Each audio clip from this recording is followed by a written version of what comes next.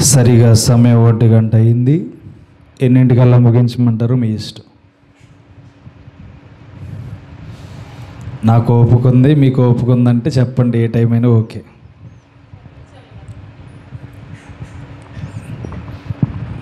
ఏం మాట్లాడతలేదు, మా ఇష్టం అంటారా మీ ఇష్టం అంటారా? రైట్. టైం 1 గంట 40 కల్లా నేను ముగించడానికి ఇష్టపడతాను. దేవుని ఉన్నతమైన నామంలో గడిచిన నెల నుండి ఈ నెల ఎండింగ్కి దేవుడు మనల్ని తీసుకొచ్చాడు. దేవుడు ఎంతగానో మనల్ని కాచి కాపాడి నడిపించిన విధానాన్ని బట్టి దేవునికి ఎంతో కృతజ్ఞతలమై ఉన్నాం. నాన్నగారి విషయంలో కూడా దేవుడు కృప చూపించారు. ఎటువంటి ఇబ్బంది లేకుండా చిన్నపాటి గాయం నుంచి బయటికి తీసుకొచ్చారు. దేవునికి ఎంతైనా కృతజ్ఞతాస్తుతులు చెల్లించవలసిన వారమై ఉన్నాం. రైట్. వాక్యంలోనికి వెళ్ళే ముందు చిన్న ప్రార్థన చేసుకుని మనం వాక్యంలోనికి వెళ్ళిపోదాం. మహాపరిశుద్ధుడైన తండ్రి, కృపగల దేవ, సర్వశక్తిమంతుడా, నీకు స్తోత్రములు.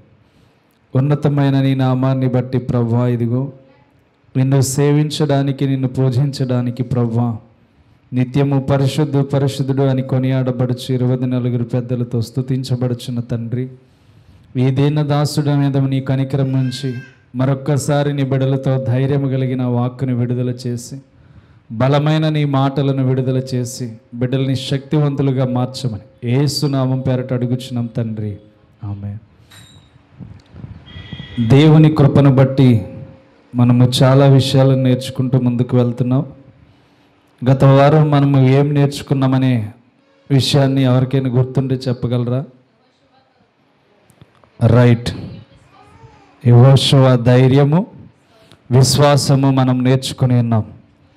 నేటి దినాన మనం నేర్చుకునే అంశం ఏంటంటే, దేవుని విషయంలో మనము ఎంత ఆశ కలిగి ఉంటే అంతగా దేవుడు మన కార్యాలను ఏర్పాటు చేస్తాడు.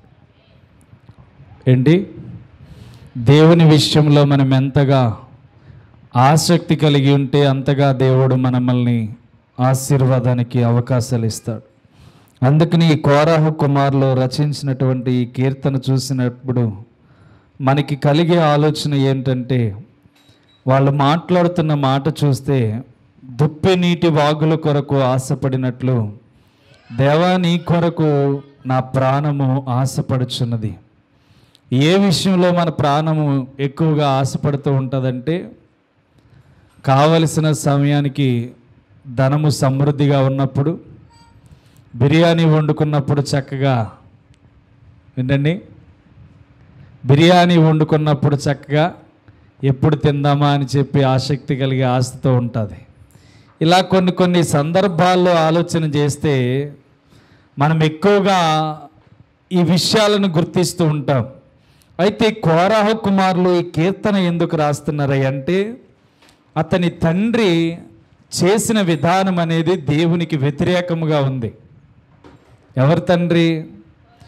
కోరాహు తండ్రి. కోరాహు కుమారులు తండ్రి అంటే కోరాహు చేసిన విధానం అనేది దేవునికి వ్యతిరేకముగా ఉన్నది. దేవుడి ఏర్పాటు చేసుకున్న సేవకుడిని విడిచిపెట్టి, నువ్వేనా గొప్పవాడివి, నీకంటే గొప్పవాళ్ళం మేము, నీకంటే నువ్వు వేస్తున్న దూపాలు మేము కూడా వేయగలం అని చెప్పి ఏం చేశారంటే, దేవుని ప్రజలైనటువంటి దేవుడు ఏర్పాటు చేసుకున్న సేవకుడికి వ్యతిరేకముగా వీళ్ళు ముందుకు వెళ్ళారు. దేనికి వెళ్ళారు? దేవునికి ఇష్టం లేని కార్యాలకు వాళ్ళు ముందుకు వెళ్ళారు. అందుకనే ఆ ప్రాంతంలో భూమి ఏం చేసింది? నెరలు విడిచి వారిని మృంగివేసింది. అంటే దేవునికి వ్యతిరేకంగా మనం ఏదైనా చేస్తే మనము ఫలించలేము. అర్థమవుతుందా? దేవునికి వ్యతిరేకంగా ఏది చేసినా మనం ఫలించలేము. మరి మనం ఎప్పుడు ఫలిస్తామయ్యా అంటే, ఇదిగో ఈ కోరాహు కుమారులు చెప్తున్న మాట, ఇక్కడ మాట్లాడుతున్న మాట, దుప్పి నీటి వాగుల కొరకు ఆశపడినట్లు దేవా నీ కొరకు నా ప్రాణము ఆశపడుచున్నది. దుప్పి నీటి కోసం ఎందుకు ఆశపడుతుందంటే, ఎడారిలో దానికి దాహం తీర్చడానికి, ఎడారిలో ఎక్కడా కూడా సెలయేరు కనబడదు. ఎక్కడో దూర ప్రాంతానికి వెళ్ళినప్పుడే ఆ సెలయేరు అనేది కనబడుతుంది. ఎక్కడో మారుమూలన ఎక్కడో ఒకటి ఆ నీళ్లు అనేవి వస్తూ ఉంటాయి. అందుకనే దుప్పి నీటిని పోల్చి రాస్తున్న కోరహు కుమారులు అంటున్నారు, దేవా నీ కొరకు నా ప్రాణము ఆశ కలిగి ఉన్నది. అంటే దేవుని మీద మన ఆశ ఎలా ఉండాలంటే, దేవుడు ఏదైనా ఇవ్వగలడు అన్న కోరికతో మనము దేవుని దగ్గరికి వెళ్ళాలి. దేవుడు ఏది ఇవ్వలేడా అంటే ఇవ్వలేని వాడు ఏమి కాదు మన దేవుడు. ప్రతీదీ మనకు అనుగ్రహించేవాడే మన దేవుడు. అందుకనే రాత్రి కూడా మీకు ఒక వచనం చెప్పాను. ఏ వచనం? మరణములో నుండి జీవములోనికి వచ్చే రీతిగా దేవుడు మనల్ని ఏర్పాటు చేసుకుంటాడు. అందుకని మనం చేయవలసింది ఏంటంటే, మొట్టమొదట ఇదిగో ఈ దుప్పి నీటి వాగుల కొరకు ఆశపడినట్లు దేవా నీ కొరకు నా ప్రాణము ఆశపడుచున్నది. అంటే మన ప్రాణము ఎప్పుడు మందిరంలో గడపలా అని చెప్పి ఆశపడుతూ ఉండాలి. ఎప్పుడు దేవుని వాక్యముతో గడపాలా అని చెప్పి ఆశపడుతూ ఉండాలి. ఎప్పుడు ఆరాధిస్తూ దేవుని గణపరచాలా అని చెప్పి ఎదురు చూస్తూ ఉండాలి. ఆశగల ప్రాణము అంటే ఏంటో తెలుసా? కోరాహులు రాస్తున్న ఈ యొక్క కీర్తనలో మరొక కీర్తన ఉంది, 84వ కీర్తన. ఆ 84వ కీర్తనలో వాళ్ళు రాస్తున్న మాట ఏంటో తెలుసా? దేవుని ఆవరణములో ఒక్క దినము గడుపుట 1000 దినములతో సమానమని చెప్పి రాస్తున్న కీర్తన వాళ్ళది. నీ ఆవరణములో ఒక్క దినము గడుపుట 1000 దినముల కంటే శ్రేష్టము. అర్థమవుతుందా? అక్కడ చెప్తున్న మాట, దేవుని మందిరంలో ఒక్క దినము గడిపితేనంట 1000 దినములతో ఎంతో ఆశీర్వాదకరముగా పోలుస్తున్నాడు. అంటే ఎందుకు ఈ కోరహు కుమారులు ఇది పోలుస్తున్నారు అంటే, వాళ్ళకి అపాయం వచ్చినప్పుడు వెళ్ళి దేవుని మందిరంలో దాక్కున్నారు. అర్థమవుతుందా? వాళ్ళకి అపాయం వచ్చినప్పుడు దేవుని మందిరంలో దాక్కున్నారు. అందుకనే వాళ్ళకి అపాయం వచ్చినప్పుడు ఎవరు తప్పించారు అంటే, పరలోకమందున్న దేవుని నివాసం వాళ్ళని కాపాడే రీతిగా చేసింది. అర్థమవుతుందా? దేవుడు కాదు, దేవుడి మందిరంలో వాళ్ళు దాక్కున్నారు, మందసం పక్కన దాక్కున్నారు. దాక్కుంటే ఏమైంది అంటే వాళ్ళ జీవితాలు కాపాడబడ్డాయి. అర్థమవుతుందా? ఈరోజు మనం దేవుని మందిరంలో ఎంత గడపగలిగితే, ఎంత ఆశపడగలిగితే, ఎంతగా దేవుణ్ణి ఆరాధించగలిగితే, పాటలు పాడగలిగితే మన జీవితాలు ఏమవుతాయంటే ఆశపడుతున్నాయి గనక ఆ ఆశను తీర్చేవాడు దేవుడై ఉన్నాడు. అర్థమవుతుందా? అందుకని మనం ప్రతి విషయంలో ఏం చేయాలంటే దేవునికి మొట్టమొదటి ప్రాధాన్యత ఇవ్వాలి. అందుకని కోరహు కుమారులు రాస్తున్న కీర్తనలో దిప్పి నీటి వాగు కొరకు ఆశపడుతున్నట్లుగా, దేవా ఇదిగో నా ప్రాణము నీ కొరకు ఆశపడుతుంది. మన ప్రాణం ఆశపడుతుందా? ఆశపడాలి. దేవుడు ఇచ్చే వాటి మీద కాదు, దేవుడు చేయలేని కార్యముల మీద కూడా ఆశ పెట్టుకుని ఉండాలి. అది ఎప్పటికైనా తీర్చగల దేవుడు, ఎప్పటికైనా దాన్ని నిర్మించగల దేవుడు. అందుకని ఇర్మియా 33:14 చూస్తే అక్కడ అంటాడు, ఇదిగో ఆ మంచి దినములు వారికి రాబోతున్నాయి అంటాడు యూదులకి. ఏమని? ఆ మంచి దినములు అక్కడ రాబోతున్నాయి. 14 యెహోవా వాక్కు ఇదే, ఇశ్రాయేలీయుల వంశస్థులను గూర్చియు యోధా వంశస్థులను గూర్చియు నేను చెప్పిన మంచి మాట నెరవేర్చు దినములు వచ్చుచున్నాయంట. దేవునికి స్తోత్రం. అంటే దేవుడు మాట ఇస్తే దాన్ని నెరవేరుస్తాడు. దేవుడు ఏ రీతిగా అయితే ఇశ్రాయేలు ప్రజలకు మాట ఇచ్చాడో, దేవుడు ఏదో ప్రజలకు ఎలా అయితే మాట ఇచ్చాడో, ఆ యూదులను బట్టి దేవుడు మాట్లాడుతున్న మాట ఏంటో తెలుసా? ఇదిగో వాళ్ళకి ఏ మాట అయితే ఇచ్చానో వాళ్ళకి కొన్ని దినములలో మంచి రోజులు రాబోతున్నాయి. మనం ఎప్పుడైతే దేవుని మందిరంలో గడపడానికి ఇష్టపడతామో, మనం ఎప్పుడైతే దేవుని ఆరాధించడానికి ఇష్టపడతామో, మనం ఎప్పుడైతే దేవుని మాటలకు లోబడతామో, దేవుని స్తుతించి పాటలు పాడడానికి ఇష్టపడతామో, దేవుని మందిరంలో మనం ఏమవుతామంటే తృష్ణ కలిగి ఉంటాం. అర్థమవుతుందా? దీనిని బట్టి మనం ఏం చేయాలంటే దేవునికి మనం ఎంతో చోటు ఇవ్వవలసిన వారమై ఉన్నాం. మాటలతో కాదు దేవునికి చూపించేది, మన హృదయ అంతరంగములో నుంచి దేవునిని చూపించాలి. మన హృదయ అంతరంగములో నుంచి దేవునిని గణపరచాలి, మన హృదయ అంతరంగములో నుంచి దేవునిని వెతకాలి. అందుకని వీళ్ళు ఎలా వెతుకుతున్నారంటే ఆశపడి వెతుకుతున్నారంట. ఎడారిలో నీళ్లు ఎలా అయితే దొరకడానికి వెతుకుతారో అలా ఎడారిలో నన్ను విడిచిపెడితే నీ కొరకు వెతుకుతాను తప్ప ఆ ఎడారిలో నీళ్ళు కోసం వెతకనని చెప్పి మాట్లాడుతున్నారు. అర్థమవుతుందా? ఈరోజు మనం ఏం చేయాలి? దేవుని మీద ఆశపడి ఆధారపడి బ్రతకాలి. మన కోరికలను తీర్చేవాడు దేవుడై ఉన్నాడు, మన ఆశను తీర్చేవాడు దేవుడై ఉన్నాడు. అందుకని వాక్యం సెలవిస్తుంది, ఆశగల ప్రాణముని దేవుడు తృప్తిపరుస్తాడంట. అర్థమవుతుందా? మనము ఆశపడాలే కానీ దాన్ని తృప్తిపరిచేవాడు మన పరలోక తండ్రి అయి ఉన్నాడు. అర్థమవుతుందా? నేటి దినాల్లో మనం ఏం నేర్చుకుంటున్నామై అంటే దేవుని మీద ఆశపడవలసిన వారమై ఉండగా లోక సంబంధమైన వాటి మీద ఆశ పెట్టుకుని బ్రతుకుచున్నాం. లోక సంబంధమైన ఆలోచనలో మనం బ్రతుకుతున్నాం, లోక సంబంధమైన విషయముల మీద ఎంతో గురి కలిగి జీవిస్తున్నాం. కానీ మన జీవితంలో ఆలోచన చేస్తే ఎంతటి భయంకరమైన రోజుల్లో ఉన్నామో దేవుని మీద ఆధారపడవలసిన దినాలై ఉన్నాయి. మరి ఇలాంటి దినాల్లో ఎవరి మీద ఆశ పెట్టుకోవాలి? దేవుని మీద ఆశ పెట్టుకోవాలి. దేవుని మీద మనము శ్రద్ధ కలిగి వెతకాలి. దేవుడు ఎక్కడ దొరుకుతాడు, ఏ సమయమందు దొరుకుతాడు, ఎలా దొరుకుతాడు, ఏ విషయంలో దొరుకుతాడు, మనల్ని ఎలా కనిపెడుతున్నాడు దేవుడు, ఎలా కనపడితే మనం దేవుడు చూస్తాడని చెప్పి మనము ఆలోచన చేయాలి. అర్థమవుతుందా? ప్రతి ఒక్కరూ 6ంటికి లేచి ప్రార్థన చేస్తున్నారనుకో, నువ్వు 4ంటికి లేచి ప్రార్థన చేయాలి. 4ంటికి అందరూ లేచి ప్రార్థన చేస్తున్నారనుకో, నువ్వు 2ంటికి లేచి ప్రార్థన చేయాలి. ఎప్పుడు దేవుడు కనబడతావంటే నీవు ఒంటరిగా దేవుని దగ్గరికి వెళ్ళినప్పుడు కనబడతావు. అర్థమవుతుందా? దూతలు ప్రతి క్షణము భూమి మీద మనకి పరిచర్య చేస్తూ సంచరిస్తూ ఉన్నాయి. అయితే ఈ పరిచర్య చేస్తున్న దూతలు ఎవరు ఎప్పుడు దేవునితో గడుపుతున్నారో పట్టుకు వెళ్ళడానికి భూమి మీద సంచరిస్తూ ఉంటాయంట. అర్థమవుతుందా? ఎప్పుడు ఏ మానవుడు దేవుని దగ్గరకు వస్తున్నాడు, సమయం అనక ఆ సమయం అనక దేవునిని ఎప్పుడు వెతుకుతున్నాడు, ఆ వెతికే వ్యక్తి దగ్గరికి దేవదూత వచ్చి ఏ సమయమైతే దేవుని వెతుకుతున్నావో నీ యొక్క బలహీనతనంతటిని విడిచిపెట్టి దేవుడే బలమై ఎప్పుడైతే వెతుకుతున్నావో ఆ వెతుకుతున్న విధానాన్ని దేవుని రాజ్యానికి పట్టుకుని వెళ్తాయంట. అర్థమవుతుందా? ఈరోజు నువ్వు ఎలా కనబడాలి? ప్రత్యేకించబడిన వాడిగా కనబడాలి. ఎప్పుడు కనబడతావు? ఒంటరిగా ప్రార్థన చేసినప్పుడే.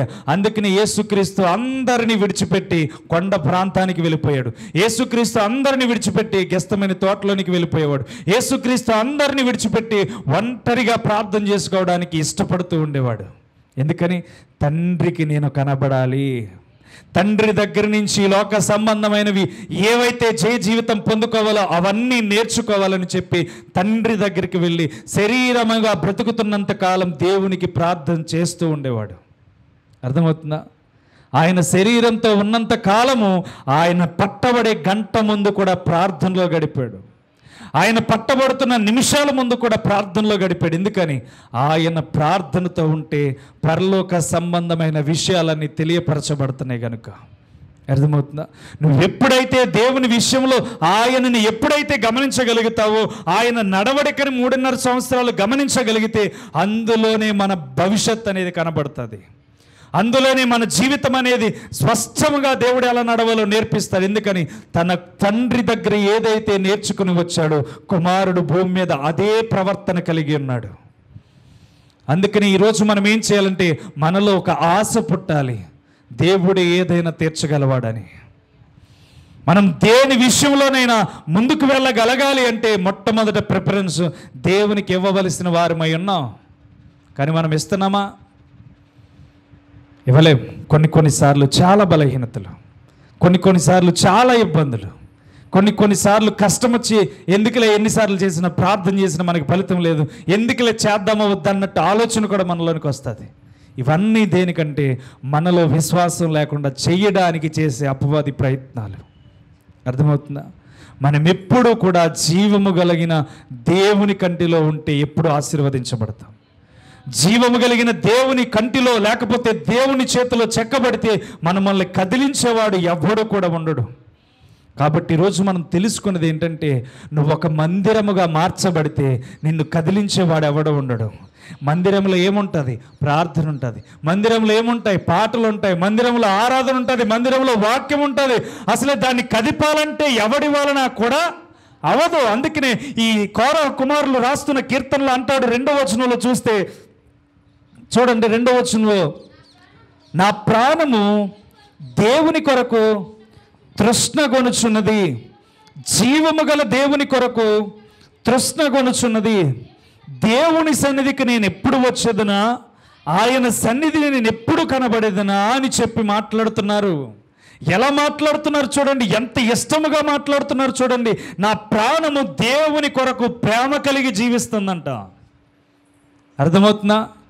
తృష్ణ అన్నకడ ప్రేమ అని కూడా పెట్టుకోవచ్చు. అర్థమవుతుందా? కొన్ని తర్జుమాలు తేడాగా ఉంటాయి కనుక మనం అర్థం చేసుకోవాలి. తృష్ణ కలిగి ఉన్నది అంటే ప్రేమ కలిగి ఉన్నది. ఎవరి కొరకు? దేవుని కొరకు ప్రేమ కలిగి ఉన్నారంట. మనలో ఎలాంటి ప్రేమ ఉండాలంటే దేవుని కొరకు ప్రేమ కలిగి ఉండాలి. దేవుని విషయంలో మనం ఆశ కలిగి ఉండాలి. అందుకని అక్కడ మాట్లాడుతూ అంటున్నారు, జీవము గల దేవుని కొరకు తృష్ణ కలుగుచున్నాను. దేవా, నీ దేవుని సన్నిధికి నేను ఎప్పుడు వచ్చేదనా, ఆయన సన్నిధిని నేను ఎప్పుడు కనబడేదనా. అంటే వాళ్ళ యొక్క విధానం చూడండి. ఎప్పుడైతే దేవుని మందిరంలో వాళ్ళు తలదాచుకున్నారో, ఆ తలదాచుకున్న మందిరంలో ఎప్పుడైతే వారు రక్షించబడ్డారో, ఎప్పుడైతే ప్రజలు వారి మీదకి దాడి చేయకుండా ఆగిపోయారో, ఆ జీవము కలిగిన దేవుని సన్నిధిలో గడపడానికి వారి ఇష్టాన్ని పెంచేసుకున్నారంట. అర్థమవుతుందా? వాళ్ళు ఎప్పుడైతే దేవుని సన్నిధిలో రక్షించబడ్డారో, శత్రువులు వచ్చి వారిని చంపకుండా వీళ్ళ మందిరంలో బయటకు వచ్చిన తర్వాత చంపుదాంలే అని విడిచిపెట్టేశారు. ఆ జీవము కలిగిన దేవుని సన్నిధిలో దాకోవడం వలన వాళ్ళు రక్షించబడ్డారు. వాళ్ళందుకనే ఈ కీర్తన రాస్తున్నప్పుడు వాళ్ళు మాట్లాడుతున్న మాట చూడండి, దేవుని సన్నిధికి నేను ఎప్పుడు వచ్చేదనా, ఆయన సన్నిధి నేను ఎప్పుడు కనబడేదనా. అర్థమవుతుందా? మనలో ఎప్పుడు కూడా ఆలోచన ఏంటో తెలుసా? సేవకుడు వచ్చి ప్రార్థన చేసిన తర్వాత వస్తాం, దేవునికి స్తోత్రం. అర్థమవుతుందా? సేవకుడు వచ్చిన తర్వాత విశ్వాసులు వస్తారు. కానీ ఇక్కడ కోరహ కుమారులు అలా లేరంట. దేవుని సన్నిధికి ఎప్పుడు పరుగులు పెడదామని చూస్తున్నారంట. ఎప్పుడు విశ్రాంతి దినం వస్తుందని చెప్పి పడిగాపులు కాస్తూ శుక్రవారమే అన్ని ఏర్పాటు చేసుకుని శనివారానికి దేవుని మందిరంలోకి వచ్చేసేవారంట. అర్థమవుతుందా? మనం ఎప్పుడు కూడా సేవకుడు తర్వాత కాదు, సేవకుడు ముందు వస్తే దీవెనలు ఉంటాయి. సేవకుడు ముందు వస్తే ఆశీర్వాదాలు ఉంటాయి. సేవకుడు కంటే ముందుగా వస్తే నీకు దీవెనలు ఉంటాయి. నీ కుటుంబంలో శోధనలు అనేవి, బాధలు అనేవి దేవుని మందిరంలో అడుగుపెట్టే నీకు అవన్నీ తొలగించి మనశ్శాంతిని దేవుడిస్తాడు. అర్థమవుతుందా? ఎప్పుడు కూడా టైం చూసుకోండి. నీ సేవకుడు అనేవాడు ముందెందుకు వస్తాడో తెలుసా? అందులో ఉన్న ఆశీర్వాదం తెలిసి ఉంది కనుక, అందులో ఉన్న కృప అర్థమైంది కనుక, అందులో ఉన్న అభివృద్ధి అర్థమైంది కనుక, అందులో ఉన్న జ్ఞానము, అందులో ఉన్న వివేకము, నడిపించే విధానము అన్నీ తెలిసి ఉన్నవి కనుక ముందుగా దేవుని సన్నిధిలోనికి పరుగు పెట్టుకుని రావాలి. అర్థమవుతుందా?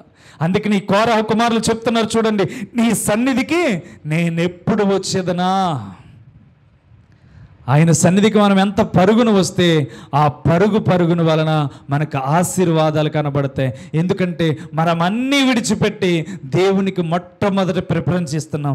మొట్టమొదటి దేవునికి ఆనందాన్ని కలుగజేస్తున్నాం. మొట్టమొదటి దేవునికి మన కార్యాలన్నీ విడిచిపెట్టి అవకాశం ఇస్తున్నాము కనుక ఆ మందిరంలో నీవు కూర్చోవడం వలన నీకు ఆశీర్వాదమే ఆశీర్వాదం. దేవునికి స్తోత్రం. అర్థమవుతుందా? అందుకనే ఈ యొక్క దావీదు కూడా అంటాడు, ఆ 2వ సమూయేలు 7:29 అనుకుంటా, చూడండి.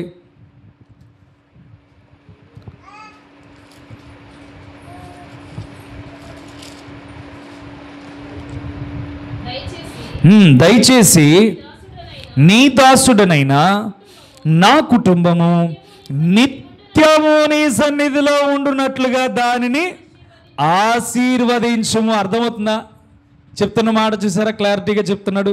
నిత్యము నీ సన్నిధిలో ఉండునట్లుగా దానిని ఆశీర్వదించుము. అంటే దేవుని సన్నిధిలో ఏముంది? ఆశీర్వాదం ఉంది. దేవుని సన్నిధిలో ఏముంది? సంతోషం ఉన్నది. దేవుని సన్నిధిలో ఏముంది? దుఃఖాలు పోతాయి. దేవుని సన్నిధిలో ఏముంది? రోగాలు పోతాయి. దేవుని సన్నిధిలో ఏముంది? బలహీనతలు పోతాయి. ఏంటయ్యా అంటే దేవుని సన్నిధిలో జయ జీవితమే దాగి ఉంది. అర్థమవుతుందా? నువ్వు దేవుని సన్నిధిలోనికి వచ్చినప్పుడు చూడు, చాలా బలహీనంగా వస్తావు, కానీ వెళ్ళినప్పుడు మాత్రం వాక్యము నిన్ను బలపరిచి పంపిస్తుంది. వాక్యము నీకు శక్తినిస్తే పంపిస్తుంది. వాక్యము నిన్ను ధైర్యపరిచి పంపిస్తుంది. నువ్వు దేనిలో అయితే ఓడిపోతున్నావో నువ్వు గెలుస్తావని చెప్తుంది. అర్థమవుతుందా? దేవుని సన్నిధిలో దావీదు మాట్లాడుతున్న మాట చూడు. దయచేసి నీ దాసుడనైన నా కుటుంబం అంతటిని నిత్యము నీ సన్నిధిలో ఉండినట్లు దానిని ఆశీర్వదించుము. దేవుని సన్నిధిలో అంత గొప్ప ప్రణాళిక ఉంది. అందుకే నీ కోరహ కుమారులు కూడా ఇష్టం వచ్చినట్టు రాస్తున్నారు. ఏమి రాస్తున్నారంటే దేవుని మీద ప్రేమ ఉండిపోయి రాస్తున్నారు. దేవుని మీద ఎంతో ఆశ కలిగి రాస్తున్నారు. దేవునిలో ఉన్న ప్రత్యక్షతను చూశారు. దేవుడు ఎలా అయినా కాపాడుతాడు, దేవుడు ఎలా అయినా రక్షిస్తాడు, ఎటువంటి శత్రువులైనా దేవుడు మిత్రులుగా మార్చేస్తాడని చెప్పి దేవుడు ఆ కోరహ కుమారుల ద్వారా రాయిస్తున్నాడు. మరి ఈరోజు దేవుడి ఆలయం మనమైపోయాం. అర్థమవుతుందా? నీ దేహము దేవుని ఆలయమై ఉన్నదని వాక్యం సెలవిస్తుంది.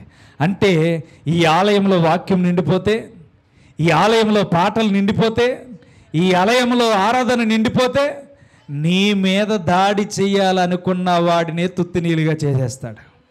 అర్థమవుతుందా? నీ మీద ఎవడైనా దాడి చేయాలని, మాట వేయాలని చూస్తే వాడినే దేవుడు నాశనం చేస్తాడు. ఎందుకని? ఇక్కడ ఆరాధన ఉంది, వాక్యం ఉంది, పాటలు ఉన్నాయి, దేవుణ్ణి స్తుతించడం ఉంది, ప్రార్థన ఉంది.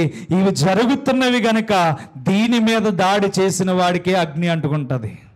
అర్థమవుతుందా? మరి దేహం అంతా ఎలా అయిపోయింది? అగ్నిగా మార్చబడ్డది. రగిలించబడుతున్న దేవుని మాటలుగా మార్చబడ్డది. రగిలించబడుతున్న దేవుని శక్తితో రూపించబడ్డది. అలాంటప్పుడు ఈ దేవుని మందిరంలోనే అంత దాగి ఉంటే ఈ దేహమే దేవుని ఆలయంగా మారిపోయింది ఈరోజు. మరి ఎలా ఉంటుంది అందులోకి వచ్చేవి? అర్థమవుతుందా? ఎటువంటి శక్తి కూడా పనిచేయదు. ఈ లోకంలో ఎటువంటి బలము కూడా పనిచేయదు. ఎటువంటి ఇది కూడా మన మీద దాడి చేయడానికి వీలు పడదు. అంటే ఇది వాక్యమై నిండిపోయింది, ఇది ప్రార్థన నిండిపోయింది, ఇది ఆరాధన నిండిపోయింది, ఇది దేవుని స్తుతించేలాగా నిండిపోయింది. నీ దేహమే దేవుని ఆలయముగా ఉన్నది కనుక జీవము కలిగిన దేవుని చేతిలో పడుట ఎంత భయంకరమో తెలుసా? అర్థమవుతుందా? అపోస్తలుడైన పౌలు ఈ మాట రాస్తూ ఉంటాడు. ఏమని?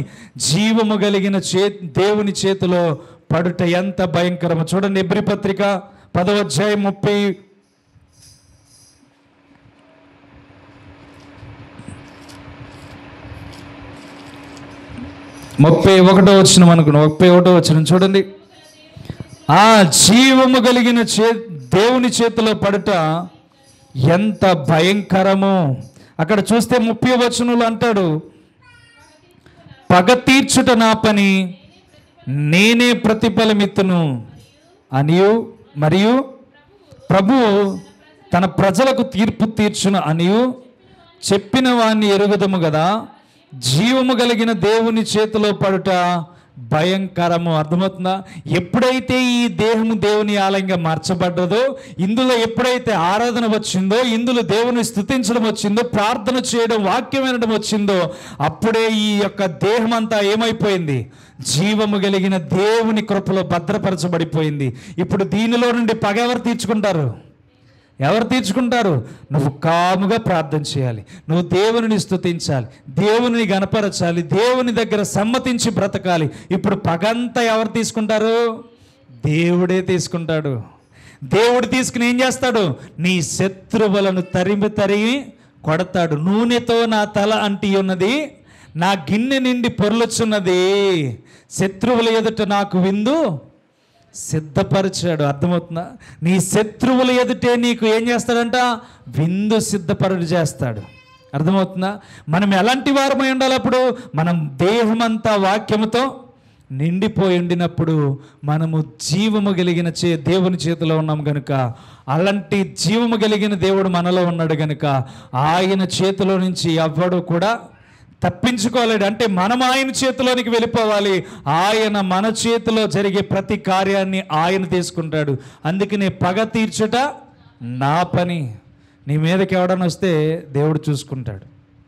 నువ్వు ఎప్పుడైతే మందిరంగా మార్చబడతావో, నువ్వెప్పుడైతే దేవుని కృపలో నడిపించబడతావో, నీ జీవితం దేవుని ఆత్మ చేత కట్టబడుతుందో, దేవుని ఆలోచన చేత కట్టబడుతుందో, దేవుని ఉద్దేశముల చేత కట్టబడుతుందో, దేవుని మందిరముగా నీలో కట్టబడుతున్న దేవుని ప్రణాళిక నీలో ఏం చేస్తుందంటే మరొకరికి కీడు తలపెట్టకుండా నెమ్మది కలిగింది కనుక నీకు కీడు తలపెట్టే వాడికి దేవుడే పగ తీర్చుకుంటాడు. అర్థమవుతుందా? నీ నెమ్మదితనం ఇంకొకటి అలుసుగా తీసుకుంటే అందులో దేవుడు ఇన్వాల్వ్ అవుతాడు. అర్థమవుతుందా? అందుకనే మనం ఏం చేయాలంటే దేవుని చేతిలో మౌని అయి ఉంటే ఆయనే సమస్తమును చూసుకుంటాడు. అందుకనే ఈ కీర్తన రాస్తున్న కోరహ కుమారులు మాట్లాడుతూ అంటున్న మాట, దేవుని సన్నిధికి నేను ఎప్పుడు వచ్చేదనా, ఆయన సన్నిధిని నేనెప్పుడు కనబడేదనా, నీ దేవుడు ఏమాయను, వారు నిత్యము నాతో అనుచుండగా రాత్రింబగళ్ళు నా కన్నీళ్ళు నాకు అన్నపానములాయను. జనసమూహముతో పండుగ చేయుచున్న సమూహముతో నేను వెళ్ళిన సంగతి సంతోషము కలిగి స్తోత్రములు చెల్లించు. చూడండి, మరలా అంటున్నాడు అక్కడ, నేను దేవుని మందిరమునకు నడిపించిన సంగతిని జ్ఞాపకం చేసుకొనగా నా ప్రాణము. దేవుడు మనకి తెలియచేసే ప్రతి పరిస్థితి అర్థం చేసుకుంటే ఇక్కడ కోరహ కుమారులో కూడా చింత వచ్చిందంట. ఏమొచ్చింది? మనుషులు మాట్లాడుతున్న విషయాలను గూర్చి చింత వచ్చింది. మనుషులు ఎటకారము చూసి బలహీనత వచ్చింది. మనుషులు మాట్లాడుతున్న విధానము చూసి వేళలో అభ్యంతరాలు వచ్చినాయి. అందుకే నేను మాట్లాడుతూ అంటున్నారు చూడండి, నీ దేవుడు ఏమాయను, వారు నిత్యము నాతో అనుచుండగా రాత్రింబగళ్ళు నా కన్నీళ్ళు నాకు అన్నపానములాయను. అంటే దేవుడు ఏమైపోయాడయా నిన్ను కాపాడకుండా? దేవుడు నిన్ను కరుణిస్తాడన్నావు, దేవుని మందిరంలో బ్రతుకుతానన్నావు, దేవుని మందిరంలో ఉంటే అది జరుగుతుందన్నావు, దేవుని మందిరంలో ఉంటే ఇది జరుగుతుందన్నావు. మరి ఈ సమయంలో దేవుడు నిన్ను ఎందుకు విడిచిపెట్టేశాడు అని చెప్పి ప్రజలు ఎటకరిస్తుంటే ఆత్మ లోపల మాట్లాడుతున్న మాట చూడండి, నా ప్రాణమా నాలో కరిగిపోవచ్చున్నది అన్నప్పుడు తర్వాత చూస్తే నా ప్రాణమా నీవు ఎలా కృంగి ఉన్నావని అక్కడ ప్రశ్న పాయింట్ ఇచ్చాడు. చూసారా పక్కనే? అంటే తనని తాను ప్రశ్నించుకుంటున్నాడు.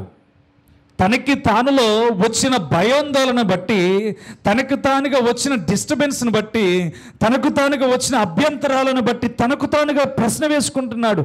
నా ప్రాణమా ఎందుకు నువ్వు కృంగిపోతున్నావు? దేవుని యందు నిరీక్షణ ఉంచు. దేవుని యందు నిరీక్షణ ఉంచితే నీ కార్యము చేస్తాడు. దేవుని యందు నిరీక్షణ ఉంచితే వాళ్ళ నోరు ముయిస్తాడు. దేవుని యందు నిరీక్షణ ఉంచితే నీ మీద నింద వేసిన ప్రతి ఒక్కడు, ఎటకారంగా మాట్లాడిన ప్రతి ఒక్కరి నోరును దేవుడు ముగిస్తాడు. నువ్వెందుకు కృంగిపోతున్నావని తనకు తానుగా హృదయంలో ప్రశ్న వేసుకుంటూ రాస్తున్నాడు.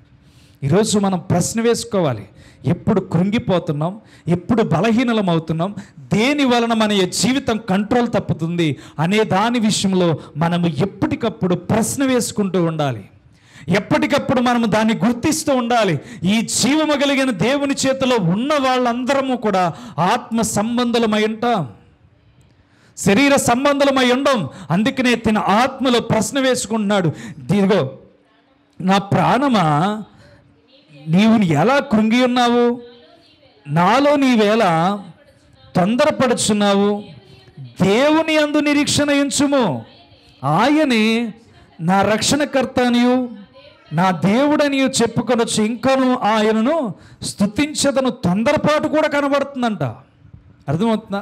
మనిషికి తొందరపాటు కూడా మానవుడిని దేవునికి దూరం చేస్తుంది. అర్థమవుతుందా? తొందరపాటు కోపం, తొందరపాటు మాట, తొందరపాటు బిహేవియర్, ఇవన్నీ ఏం చేస్తాయంటే దేవునికి దూరం చేయడం ప్రారంభిస్తాయి. అర్థమవుతుందా?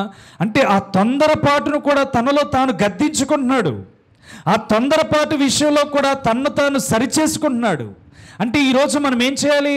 మనలో ఉండే తొందరపాటు కోపం అనే దాన్ని అణుచుకోవాలి. దేవుని ఉన్నతమైన నామాన్ని బట్టి మనం ఆలోచన చేస్తే మనలో తొందరపాటు అనేది మానవుణ్ణి కృంగదీసేది. అవునా కాదా? తొందరపాటు ఎంతమందికి ఉండదు? ఉండదా?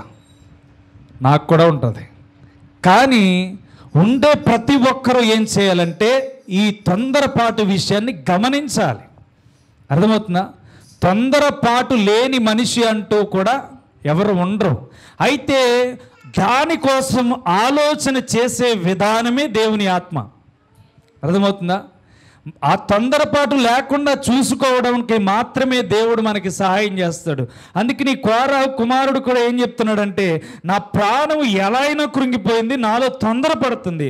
అయితే దేవుని యందు మాత్రం నిరీక్షణ కోల్పోకూడదు, దేవుని యందు యథార్థత కోల్పోకూడదు, దేవుని యందు విశ్వాసము కోల్పోకూడదు. నేనెంత తొందరపాటు పడ్డా కానీ దేవుని నా నోటితో ఎంత స్తుతించాను, దేవుని నా నోటితో ఎంత గణపరిచాను, దేవుని వాక్యమును ఎంతగా నా నోటితో చదివాను, ఈ నోటంట చదివిన విషయాలను గురించి దీని వలన నేను తొందరపాటు పడకూడదు. అర్థమవుతుందా? అంటే ఇద్దరు యజమానులకు ఒకడు దాసుడిగా ఉండకూడదని వాక్యం చెప్తుంది. అప్పుడు మనం ఏం చేయాలి? అయితే లోకాన్ని డిలీట్ చేసేయాలి, దేవునితో గడపాలి. లేకపోతే దేవుడిని అన్న విడిచిపెట్టేయాలి, పూర్తిగా లోకంలో అన్న ఉండిపోవాలి. దేవునితో అత్తమాటు క్షమించు అంటే విసుగొస్తుందా రాదా? ఏమండి, జీతం ఇచ్చేవాడి దగ్గర ఏదో ఒక తప్పు చేసాం, తప్పు చేసినప్పుడు ఒకసారి క్షమించాడు, మరలా తప్పు చేసాం, మరలా క్షమించాడు, మరలా తప్పు చేసావు, క్షమించాడు. ఆడు జీతం ఇచ్చేవాడు ఇంకోసారి ఊరుకుంటాడా? ఊరుకోడు. కోపం వస్తుంది, నీకు ఇంకా కుదరదు అబ్బాయి, నీకు ఇప్పటికే చాలాసార్లు అవకాశం ఇచ్చాను, నువ్వు చెప్పినా కానీ నేను ఇంకా పట్టించుకోను, ఇదే లాస్ట్ టైం అని విడిచిపెట్టి ఒకసారి విడిచిపెట్టి మళ్ళీ చేస్తే వాడు పట్టించుకుంటాడా? పట్టించుకోడు, పీకి పక్కనడేస్తాడు. అయితే మనము కూడా ఆలోచన చేయాలి. ఎన్నిసార్లు చేసిన దాన్ని చేసి దేవుని దగ్గరికి వెళ్తాం. ఇప్పుడు ఒక తప్పు చేసావు, తప్పు చేసి క్రొత్త చేసావు, వెళ్ళావు, దేవుడు క్షమించాడు. మరలా క్రొత్త చేసావు, దేవుడు క్షమించాడు. మరలా క్రొత్త చేసావు, దేవుడు క్షమించాడు. కానీ దేనికోసమైతే పశ్చాత్తాపం పడ్డావు, దేనికోసమైతే క్షమించమని అడిగావు, అదే మరలా రిపీట్ చేస్తున్నావు. క్షమించాడు. ఎన్నిసార్లు క్షమిస్తాడు? నువ్వు చేస్తున్న కొలది మరలా అదే చేసావు అనుకో, దాని వలన నీకేమొస్తుంది? శిక్ష వస్తుంది. అందుకని మనం ఏం చేయాలంటే మనలో ఉన్న తొందరపాటుని ఏం చేయాలంటే సరిచేసుకోవాలి. దేవుడు ఉన్నాడని ఎలా అయితే నమ్ముతున్నామో, దేవుని పరలోక రాజ్యం ఉందని ఎలా నమ్ముతున్నామో, పరలోకం వెళ్ళేవారు కూడా ఆయనలా ఉంటేనే మాత్రం వెళ్తారని నమ్మాలి. అర్థమవుతుందా? ఆయనలా లేకపోతే మనము వెళ్ళలేం. చూడండి, యోహాను సువార్త 5వ అధ్యాయం 19వ వచనం చూడండి. యోహాను సువార్త 5వ అధ్యాయం 19వ వచనం చూడండి. చూడండి, కాబట్టి యేసు వారికిట్లు ప్రత్యుత్తరం ఇచ్చెను. చూడండి ఇక్కడ మాట్లాడుతున్న మాట, తండ్రి ఏది చేయుట కుమారుడు చూచును, అదే కానీ తనంతట తాను ఏది చేయ నేరడు. అర్థమవుతుందా? తండ్రి చేసిన దాన్నే కుమారుడు చూస్తున్నాడంట. అర్థమవుతుందా? అంటే తండ్రి దగ్గర ఏదైతే కుమారుడు పరలోకమందు చూశాడో, ఆ పరలోకమందున్న దాన్ని భూలోకంలో చేసి చూపించాడు. అర్థమైందా? మనం దేవుణ్ణి రూపించాడు, తల్లి గర్భంలో పెట్టాడు, పెట్టి ఎదిగేలాగా చేసిన 33 సంవత్సరాలు పెట్టాడని కాదు, కానీ ఆయన పరలోకమందు ఏదైతే చూశాడో, తండ్రి ఏ రీతిగా అయితే బాధపడుతున్నాడో, తండ్రి ఏ రీతిగా అయితే ప్రజల కోసం నలిగిపోతున్నాడో, తండ్రి ఏ రీతిగా అయితే ఇబ్బంది పడిపోతున్నాడో, ఆ ఇబ్బందిని అంతటిని పరలోకమందుండి తండ్రి పక్క నుండి చూశాడు. ఆ చూసిన కుమారుడు ఈ లోకానికి వచ్చి తండ్రి ఏ రీతిగా అయితే ముందుకు వెళ్ళాడో, ఆ తండ్రి ప్రకారం కుమారుడు కూడా మనకు అది నేర్పించాడు. అర్థమవుతుందా? అందుకని అక్కడ మాట్లాడుతూ అంటాడు, చూడండి, ఆయన వేటిని చేయును వాటినే కుమారుడును అలాగే చేయును. అర్థమవుతుందా? తండ్రి ఏదైతే చేశాడో కుమారుడు కూడా అదే చేస్తున్నాడంట. ఈరోజు మనం ఏం చేయాలి? కుమారుడు ఏదైతే చేశాడో మనము అదే చెయ్యాలి. అర్థమవుతుందా? ఆయన మీద దూషణలు వచ్చినాయి, రాలేదా? కొట్టారు, కొట్టలేదా? తిట్టారు, తిట్టలేదా? అన్నీ జరిగినాయి. కానీ ఏమైపోయాడు? ప్రతి దానికి గుర్తింపు తెచ్చుకున్నాడు, ప్రతి దానికి తగ్గింపు తెచ్చుకున్నాడు, ప్రతి దాన్ని కనిపెట్టగలిగాడు. తొందరపాటు ప్రతి విషయంలో ఆయన చూపించలా. అర్థమవుతుందా? ఎక్కడ తొందరపాటు చూపించలా. ఒక్క యెరూషలేము పట్టణానికి వెళ్ళినప్పుడే ఆ దొంగల గుహగా యెరూషలేమును మార్చారు, ఆ మందిరాన్ని మార్చారని కోపంతో అక్కడ చిరాకు పడ్డాడు, కానీ తొందరపాటు చేయలా. తొందరపాటు చేసుంటే పావురాలను కూడా గెంటేసి విడిచిపెట్టేసేవాడు. పావురాలు వాడితో చెప్పింది ఏంటో తెలుసా? ఆ పావురాలు ఎక్కడి నుంచి తీసే అన్నాడు. అంత కోపం వచ్చిన ఆయనకి ఈ పావురాలు ఎక్కడి నుంచి అడ్డించగా తీసే అన్నాడు. ఆ గాడిదల్ని విప్పేశాడు, అక్కడ ఉన్న వాటిని విప్పేశాడు, కానీ పావురాలను మట్టి ఇక్కడి నుంచి విడిచిపెట్టకుండా పట్టుకెలుపమని చెప్పాడు. అర్థమవుతుందా? ఆయనకి తొందరపాటు లేదు, కోపం వచ్చింది, కానీ వాళ్ళ వ్యాపారాన్ని ఇబ్బంది పెట్టకుండా, ఎవరికి అన్యాయం చేయకుండా దొరికే వాటినేమో ఆయన విడిచిపెట్టేశాడు, దొరకని వాటినేమో వాడినే తీసేయమన్నాడు. అర్థమవుతుందా? అంటే తండ్రి ఏదైతే చేశాడో కుమారుడు కూడా ఈ లోకంలో అదే పరిచయం చేశాడు. అయితే కుమారుడు ఈ లోకానికి ఏదైతే పరిచయం చేశాడో ఇప్పుడు తన కుమారులుగా పిలువబడుతున్న మనము ఈ దేవాలయముగా మార్చబడి ఈ దేవుని ఆలయము పరిశుద్ధాత్మతో నింపబడినప్పుడు తండ్రి కుమారుడు చేసింది మనము చేయవలసిన అవసరత ఈరోజు ఉంది. అర్థమవుతుందా? చెయ్యాలి. ఎలా చేయాలి? తొందరపాటు లేకుండా. దీని వలన దేవుడు కోపం ఇస్తాడా? దీని వలన దేవుడు బాధపడతాడా? దీని వలన దేవుడు ఏమాత్రము నన్ను తక్కువ చేసి నా మీద పాపం వేస్తాడా అని చెప్పి ప్రతిదాన్ని అబ్జర్వేషన్ చేయాలి. ఎందుకని? మన స్థితి కోపంతో ఉంటుంది, మన స్థితి బాధతో ఉంటుంది, మన స్థితి వేదనతో ఉంటుంది, కష్టమైన పరిస్థితులు గుండా వెళ్తుంది. ఇవన్నిటి విషయంలో తొందరపాటు ఉంటే ఏది కూడా నీ చేతుల వలన జరగదు. అందుకని ప్రతి విషయంలో మనం చేయవలసింది ఏంటంటే కుమారుడు ఎలా అయితే చేశాడో ఆ కుమారుడు చేసింది మనం చేయాలి. ఆయన మన దేహాన్ని ఎలా చేశాడు? దేవాలయముగా మార్చేశాడు. ఇదిగో ఈ దేవాలయం పడగొట్టబడుతుంది, కానీ నా దేవాలయం మీలో కట్టబడబోతుంది అన్నాడు. అర్థమవుతుందా? నా దేవాలయం మీలో కట్టబడబోతుంది. వాళ్ళు చూస్తేనేమో కోరహ కుమారులు ఆ మందిరం కోసం మాట్లాడుతున్నారు. అయితే ఈ జనరేషన్లో మనకున్న మందిరం ఏంటంటే పరిశుద్ధాత్ముడే మన మందిరంగా మార్చేసుకున్నాడు. కాబట్టి ఈరోజు మనం ఏం చేయాలి? ఈ మందిరంలోనికి చెత్త రానివ్వకూడదు. ఈ మందిరంలోనికి ద్వేషాలు, అసూయలు, కోపాలు, నష్టాలు, ఇబ్బందులు ఇవన్నీ రానివ్వకూడదు. ఎందుకని?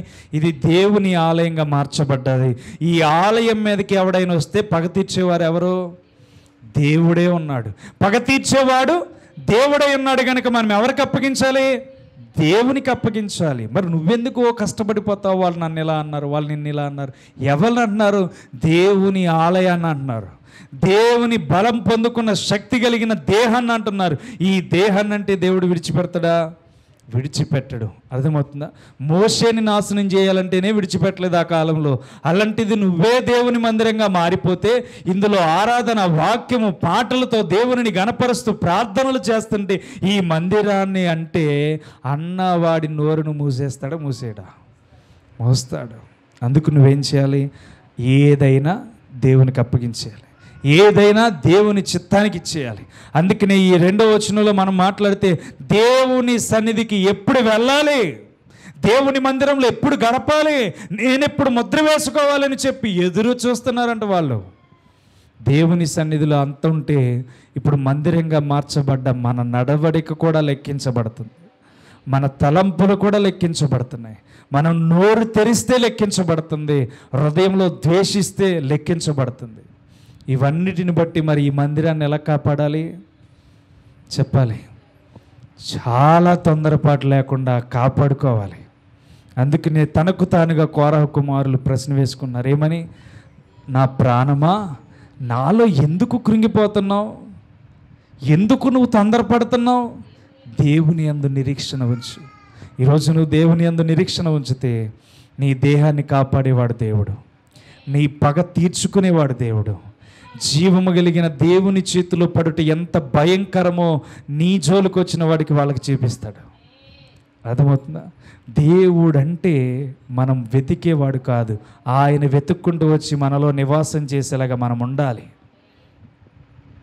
దేవుడిని ఎతికి ఎప్పుడు మారతాడు వీడు అని కాదు, దేవుడి వీడిలో నేను నివసించాలని ఇష్టపడే రీతిగా మన హృదయాలు ఉండాలి. ఈమెలో నేను నివసించాలని ఇష్టపడే రీతిగా మన స్వభావం ఉండాలి. ఇలాంటి ఆలోచన మనకి ఎప్పుడైతే వస్తుందో ప్రతి విషయంలో నువ్వు కష్టపడకుండానే దేవుడు పోషిస్తాడు.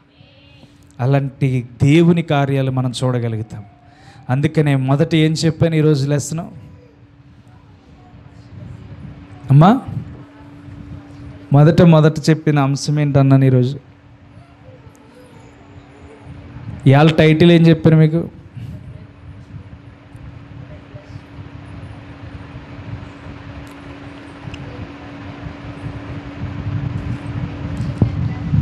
అమ్మా,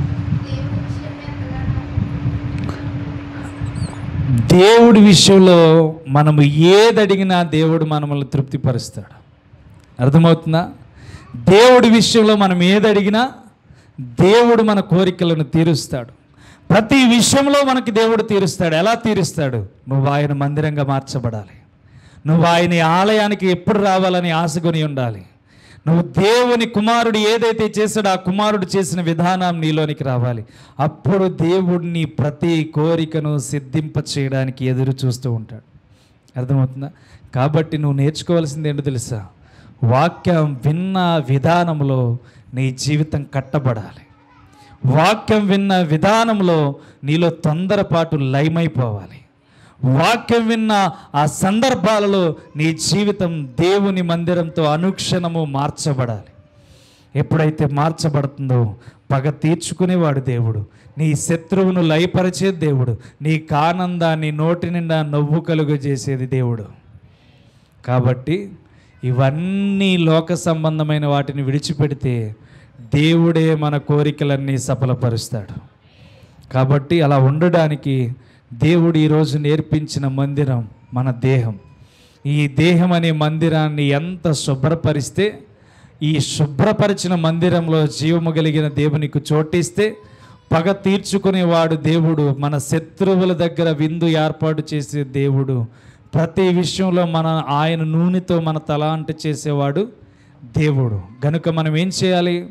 దేవుని విషయముల మీద ప్రాధాన్యత చూపిస్తే తప్పకుండా మనం వర్ధిల్లడం ప్రారంభించబడతాం. అట్టి కృపలో దేవుడు దీవించి ఆశీర్వదించునుగాక. ప్రార్థన చేద్దాం. ప్రతి ఒక్కరూ తలలు వంచండి. ప్రతి ఒక్కరం తలలు వంచండి. కేవలం దేవుడు చాలా అద్భుతంగా మనతో మాట్లాడుకుంటూ వెళ్తున్నాడు.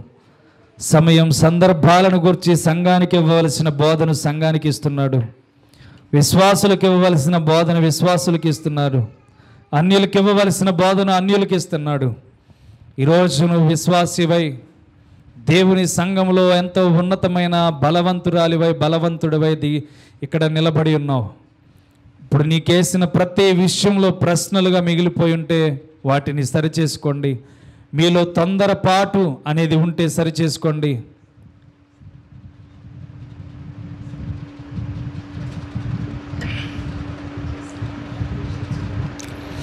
తొందరపాటు ఉంటే మీలో సరిచేసుకోండి.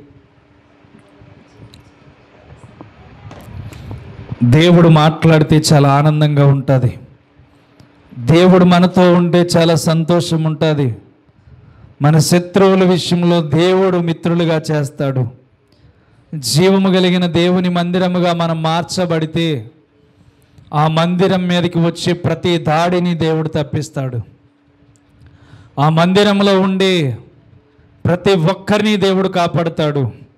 పగ తీర్చేవాడు దేవుడై ఉన్నాడు గనుక ఎవరి విషయంలో తొందరపాటు పడద్దు, ఎవరి విషయంలో కంగారు పడద్దు, ఎవరి విషయంలో మీరు బలహీనత చెందొద్దు. పరిశుద్ధాత్మ దేవుడు మీరు దేవాలయముగా ఉండడానికి ఇష్టపడుతున్నాడు. ఆయనే మిమ్మల్ని దేవాలయముగా మార్చుకోవడానికి ఇష్టపడుతున్నాడు. ఆయన సన్నిధిలో మీరు బ్రతకడానికి ఇష్టపడండి. ఆయన సన్నిధిలో ఎప్పుడు గడుపుదామని చెప్పి మీరు ఇష్టపడండి. దేవుడు గొప్ప మేలులతో మన సంఘాన్ని అభివృద్ధి చేయబోతున్నాడు. దేవుడు మన సంఘాన్ని దీవించబోతున్నాడు. కాబట్టి మీరు ఏం బలహీనత చెందొద్దు.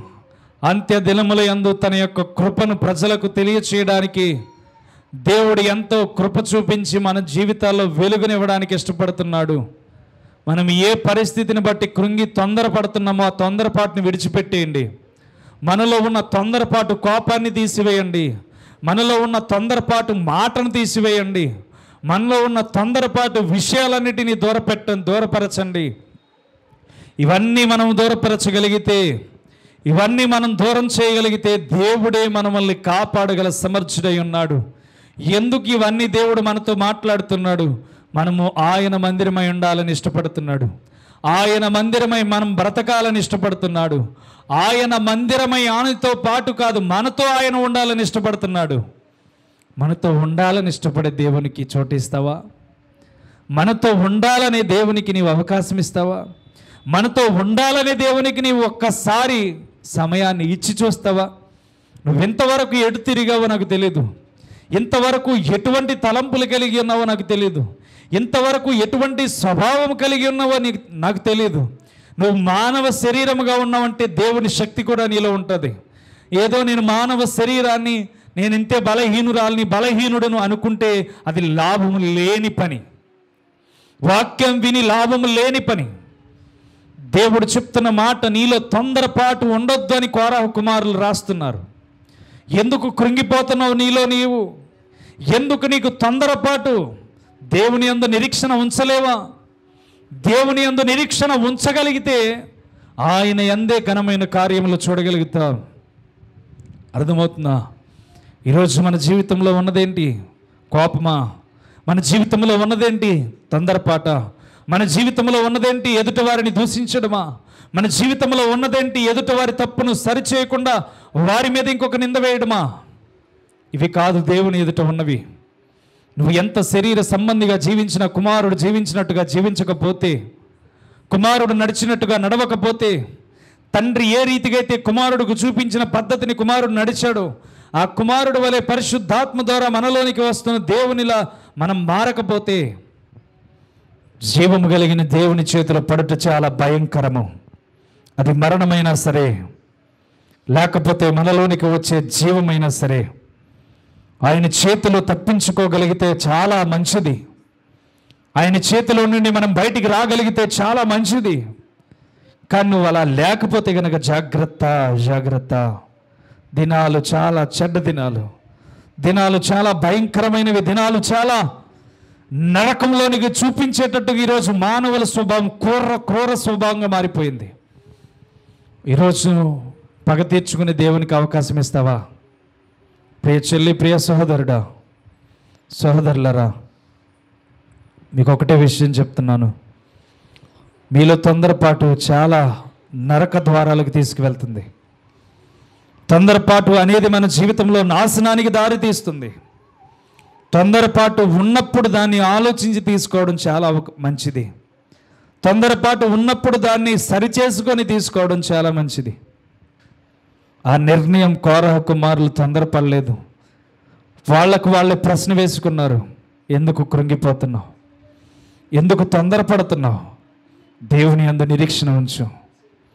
దేవుని యందు నీవు నిరీక్షణ ఉంచితే దేవుడే నీ కార్యాలను సఫలపరుస్తాడు. దేవుడే నీ కార్యములను సఫలపరిచే దేవుడే అన్నాడు. ఒక్క నిమిషం నీలో ఉన్న ఎడబాటు, మనుషుల మీద ఉన్న ద్వేషము, మనుషులని ప్రేమతో చూడని అహంకారము, బుద్ధి, ఇవన్నీ నీలో తొందరపాటు తీసుకువస్తే అవన్నిటి నుంచి దూరపడడానికి ఇష్టపడు. దేవుడు ఒక్కొక్క రీతిగా మనతో మాట్లాడుతున్నప్పుడు మన జీవితాలు వెలిగించబడాలి. కాబట్టి ఈరోజు నీవు జీవము కలిగిన దేవుని చేతిలోనికి వెళ్ళే రీతిగా ఆయన కుమారుడు పోలి నడుచుకుందాం. ఒక్క నిమిషం ఎవరికి వారి ప్రార్థన చేసుకోండి. ఏ తొందరపాటు నీలో నుంచి పోవాలో దాని విషయంలో ప్రార్థన చేసుకోండి. ఎవరిని క్షమించాలో, ఎవరి విషయంలో నీవు తగ్గింపు కలిగి ఉండాలో, ఎవరి విషయంలో నీవు ఆధార్పు కలిగి ఉండాలో ఇవన్నిటినీ సరిచేసుకో. పరలోకం నీకు పట్టణం అనేది ప్రాముఖ్యం. పరిశుద్ధాత్మ దేవుడు నీతో ఉండడం ప్రాముఖ్యం. నీ దేహము దేవుని ఆలయముగా మారడం ప్రాముఖ్యం. నీ ఆలయం మీదకి వచ్చే ప్రతి దాడిని తప్పించగల సమర్థుడు జీవము గల వాడై ఉన్నాడు. ఈరోజు నీకు నువ్వుగా కష్టపడద్దు, నీకు నువ్వుగా తొందరపడద్దు, నీకు నువ్వుగా కృంగిపోవద్దు.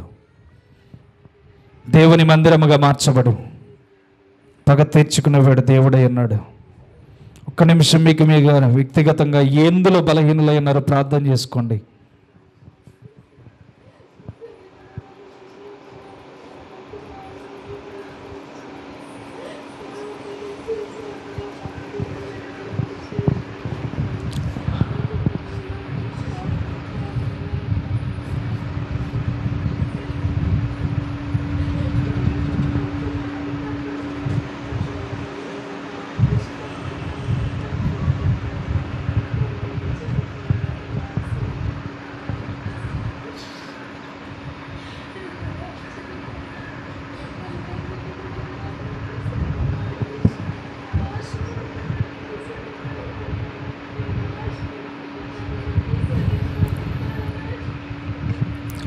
మహాపరిశుద్ధుడైన తండ్రి, కృపగల దేవ, సర్వశక్తిమంతుడా,